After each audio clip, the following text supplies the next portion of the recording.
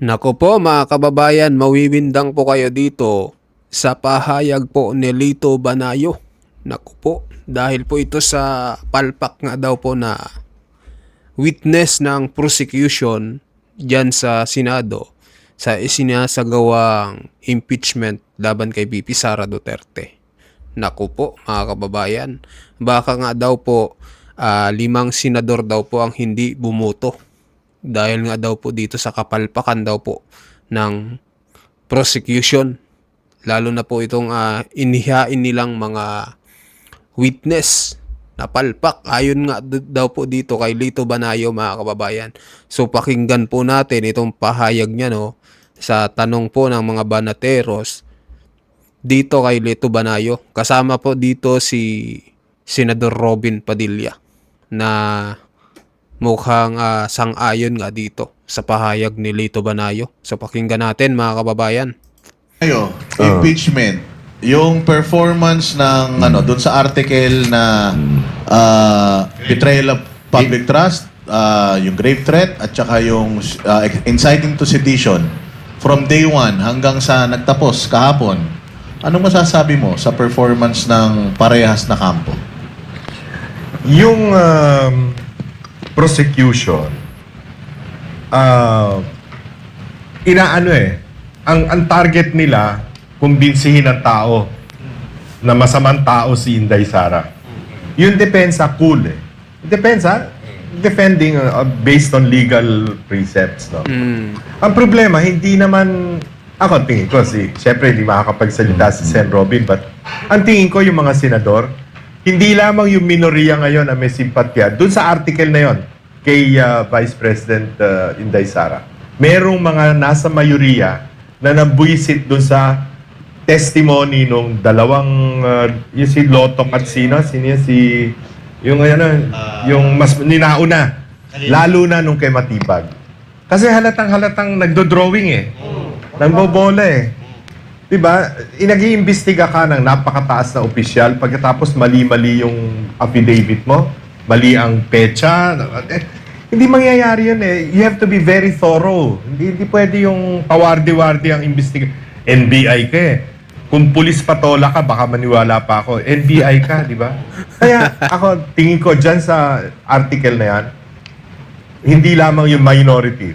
May mga siguro 4 o 5 doon sa majority na hindi boboto dyan sa...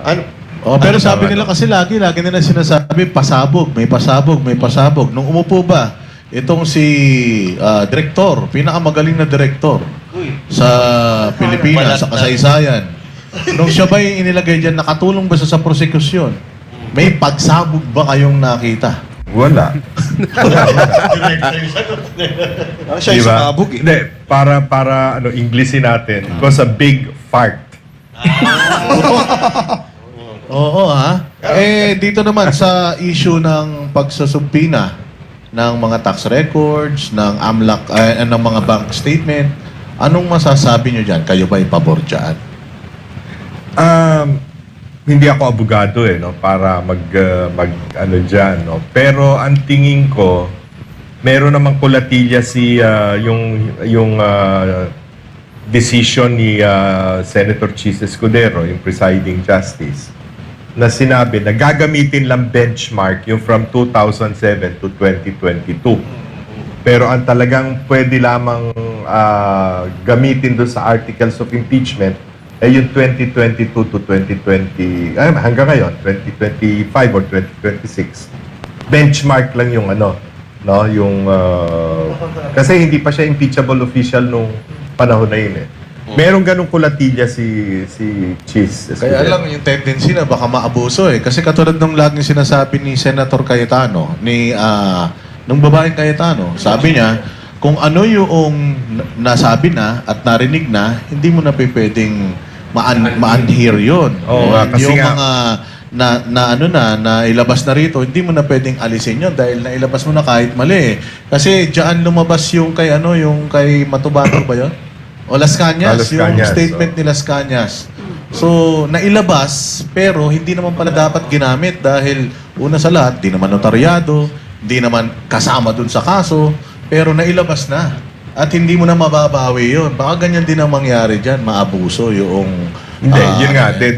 Ginagawa nila kasing demolition job ito kontra kay Inday Sara eh. Maaring yung mga senador, yung senator jurors, hindi nila makukumbinse. Pero yung taong bayan, baka mabola nila, maloko nila. Ganun ang laro. Halimbawa, yung AMLC, di ba si Kim Enares na dating BIR commissioner, na-interview siya eh. Tahasan niya sinabi, yung AMLC walang karapatang mag-release ng data. Kasi nasa batas yun eh. Yung batas na natin na gumawa tayo ng creating the AMLC. No? Walang karapatan yun. Pero sa 1987 Constitution yun. Eh, paano yung 2026 Bendalo Constitution? Anything goes. De, pero maganda yung sinabi ni Senator Robin dun sa kung gusto nyo buksan na lang lahat. Handa ba kayo, Sen? Yun ang inaantay ng taong bayan. May Kaya kumagat ba sa hamon yun na yan? Noong sa salin na gusto ko naman purihin din yung mga kasama kong senador, nung sinabi ko yan nung aking privilege speech, kasi FOI ako yun Freedom of Information. Privilege speech ko yun, hinamong ko yung mga mambabatas. Believe naman ako dun sa mga kasama kong senador, nung nilabas ko yung akin, nilabas din nila yung kanila. Kaya sana dito, sa hapon natin, na pati yung mga bank records, gawin natin. Properties, lahat. Kasi yan ang gusto ng tao. Kaalaman, no? Actually, dalawang bansa na lamang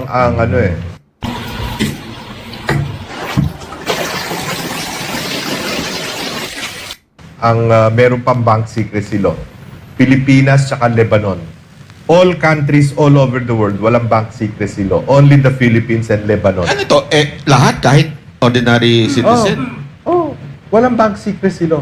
Pag kailangan ng batas na tingnan nyo yung bank records, can be done. Naku, di Court malalaman order kung lang. sino nagbayad dun sa namatay na vlogger. Ayan na. Oo. Pwedeng lumabas lahat. Dito lang, tayo lang. Lebanon at saka Philippines. Pag yan ang ginawa natin, matutuwa ang taong bayan.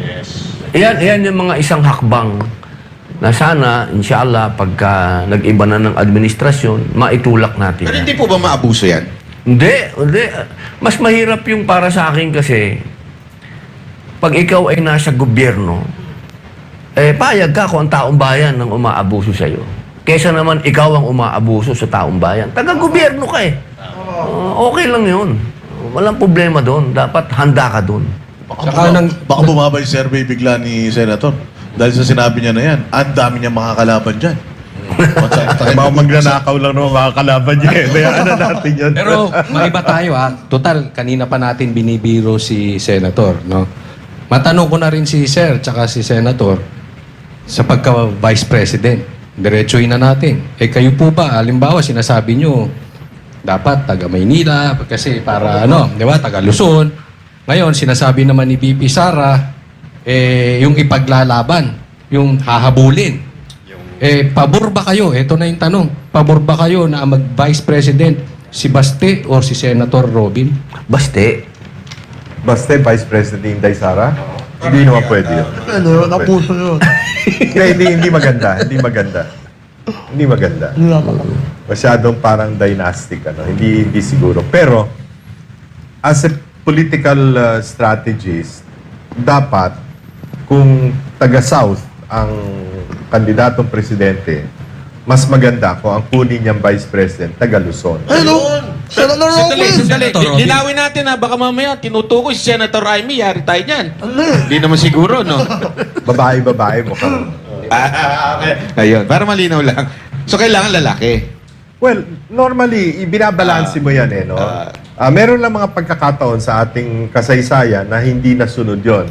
Cory and Doy. Yung isa taga Tarlac, yung isa taga Batangas.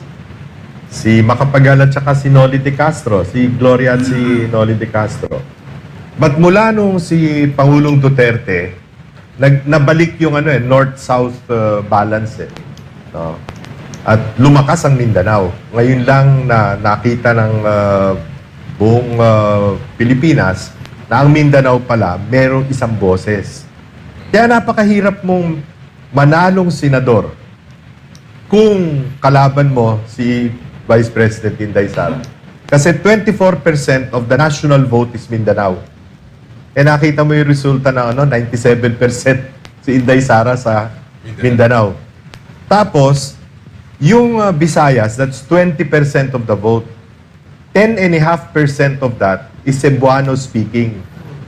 So, 24 plus 10.5, you're talking 34.5%.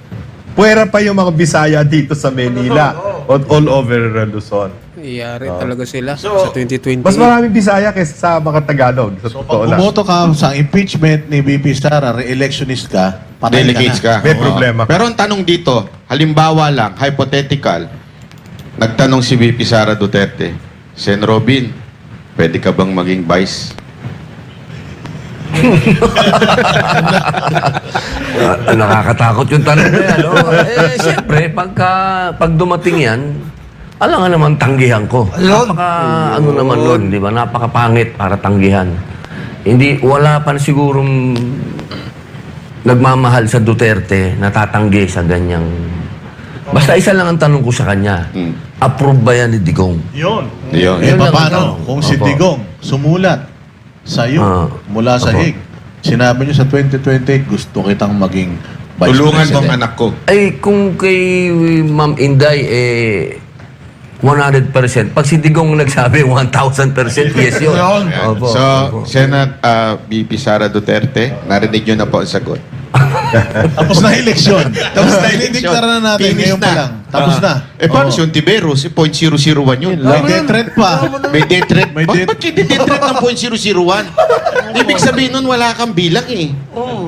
Bakit kayo may death threat yun? Ano? Kayo po ba, Senator? May death threat kayo? Magmula po nung siyempre, noong sumama po tayo laban sa mga NPA, hindi po nawawala yan. Nandyan yan.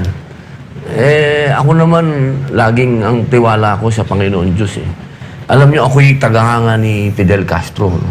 Si Fidel Castro, sa dami-dami ng death threat dyan, hindi yan nadali. Ang sabi niya, ang hawak lang niya, morality. So, ako naman, naniniwala ako ang aking intention sa bayan, maganda. So, okay lang. Tatay ko binaril. Pero, Oo. Opo. Posible po Nagsasalita kaya- sa entablado, no? Opo. posible po kaya ang isang kasamahan nila ay ide-death threat nila? Ito kung hirap sagutin yan. O hindi kaya baka baka gusto niyang tumaas yung ratings niya para kaya maggagawa-gawa siya ng death threat sa sarili niya. Nako, ewan ko lang. Ayun mga kababayan, no? Matindi po itong usapan ng Vox Populi kasama si Senador Robin Padilla at si Lito Banayo. So mag-comment po kayo ano masasabi nyo dito, no, sa pahayag ni Lito Banayo patungkol sa majority na babaliktad di umano, mga kababayan. 4